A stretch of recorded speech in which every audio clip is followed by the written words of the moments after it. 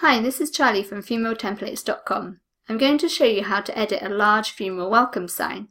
Now once you've purchased the sign and downloaded it, it will open in Microsoft PowerPoint.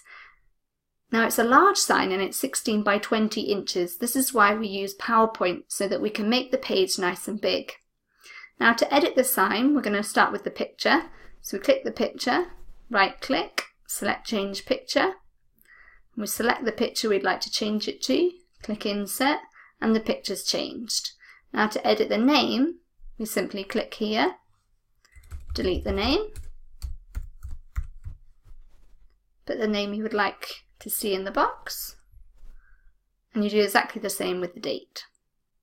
This sign comes with two title options, Celebrating the Life of, and on the second page, In Loving Memory.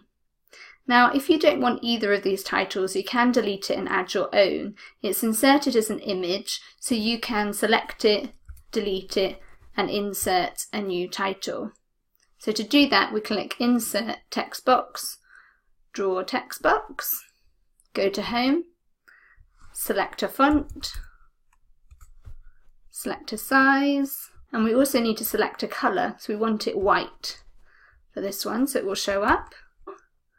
And that's it. So now the sign is finished, we want to delete the second page that we haven't edited. So we'll select this one, right click, delete that slide, so that we just have the one page to send to the printer. In the corner of the sign you'll notice these little marks. These are for the print shop.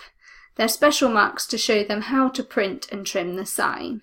If the print shop asks, does the sign have bleed? You can say yes, it does. Now we're going to save the sign ready for print. So we simply click File, Save As, select PDF, and click Export. And it's ready.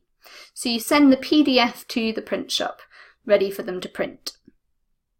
To purchase this sign, you can either click on the link in the description below the video, or go to funeraltemplates.com.